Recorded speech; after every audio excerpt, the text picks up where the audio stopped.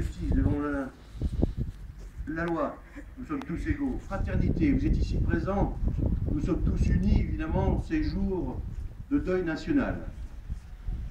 Donc merci encore une fois d'être présents. Et en hommage donc aux 17 victimes des attentats de Paris, je vous demanderai une minute de silence.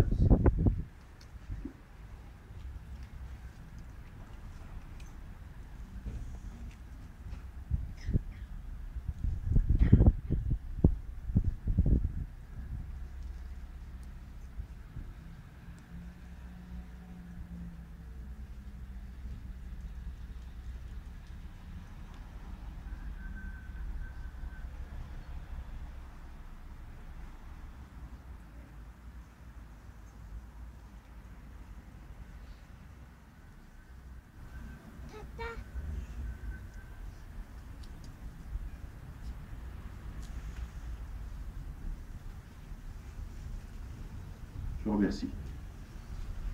Je voulais vous dire dans quelques mots que j'ai déjà prononcés hier soir, mais que je veux répéter ce matin ici devant vous. Donc je voudrais une nouvelle fois ce matin trouver les mots justes pour exprimer la douleur et la peine, l'incompréhension de tout un pays. Je voudrais comprendre l'inacceptable. Ces 3 derniers jours nous rappelleront la douleur ressentie à certains 11 septembre aux États-Unis. Je ne comprendrai jamais qu'on puisse assassiner des hommes aujourd'hui pour leurs idées ou pour leurs desseins. Je ne comprends pas qu'on puisse assassiner un homme tout court, ni hier, ni aujourd'hui, ni demain. Parmi ces 17 morts, certains étaient des dessinateurs connus, chers à notre cœur. Dans nos souvenirs et avec leurs crayons, ils défendaient ce que la démocratie est et a de plus beau, la liberté d'expression. D'autres, des fonctionnaires ou de simples personnes qui travaillaient dans leur entreprise ou simplement faisaient leurs courses, ne verront plus leurs amis, leurs proches. Je suis fier d'inculquer certaines valeurs à mes élèves, comme tous les enseignants de notre commune et de notre pays. Et maintenant, c'est l'enseignant qui parle. Ces mots qui sont liberté, égalité, fraternité, mais aussi laïcité, tolérance, écoute et respect. Madame Najat Vallaud-Belkacem, ministre de l'Éducation nationale, rappelait: l'école éduque à la liberté de conscience, d'expression et de choix du sens que chacun donne à sa vie, l'ouverture aux autres, la tolérance réciproque. Ainsi, je voudrais qu'ils continuent à avoir des amis pour ce qu'ils sont et non pour leur religion. Qu'ils n'aient pas peur de vivre dans ce monde cruel. Les mots doivent continuer, les dessins aussi. Ces meurtriers ont sali nos valeurs, ont tué 17 personnes et blessé tant d'autres. Mais ils ont réveillé une France entière. Ils n'ont pas tué Charlie Hebdo, ils l'ont rendu immortel. Dans cette période de recueillement, je vous demanderai donc de penser à toutes ces personnes décédées, assassinées plutôt, et de souhaiter à tous un monde uni. Je vous remercie. Si des personnes veulent prendre la parole, je leur propose volontiers le micro.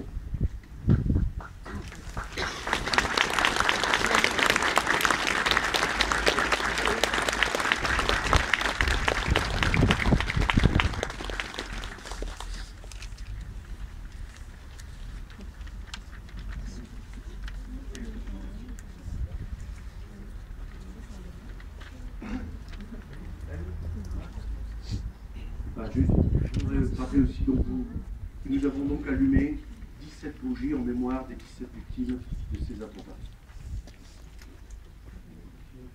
Bonjour, merci d'être tous venus en solidarité avec ces morts en image. Je vais me permettre de lire le communiqué de l'association Femmes Solidaires. Le combat pour la laïcité continue aujourd'hui, demain, après-demain. L'attentat meurtrier du 7 janvier 2015 qui a visé les journalistes et dessinateurs de Charlie Hebdo, dont Chard, Cabu, Tinius, Wolinski, Honoré et Bernard Marie, est une attaque au cœur de la résistance à l'extrémisme religieux. Malheureusement, ce crime terroriste vient juste d'ouvrir les yeux de ceux et celles qui avait l'outrecuidance depuis des années de qualifier ces insoumis, ces libres penseurs, de racistes, d'islamophobes et de laïcs. Le combat mené par Charlie Hebdo n'est pas seulement celui pour la liberté d'expression, mais aussi celui pour la réaffirmation de la liberté de conscience et de chacun et chacune en République. Ces deux libertés fondamentales, piliers de la démocratie, sont inaliénables et ne peuvent souffrir d'aucun accommodement au nom de quelque croyance ou religion que ce soit.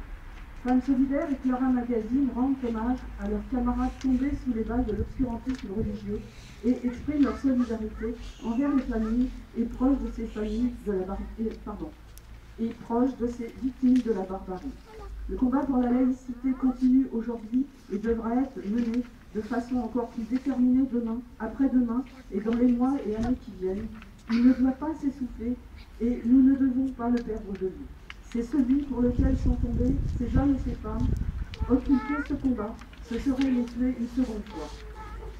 C'est le sens de la participation de Femmes solidaires à la marche silencieuse d'aujourd'hui à Paris. Dans le monde, les femmes demeurent les premières victimes des archaïsmes et fanatismes religieux.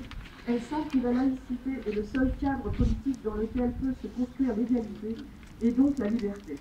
Féministe et prise de liberté pour notre corps et notre pensée, la laïcité est notre combat. Merci, monsieur Milan.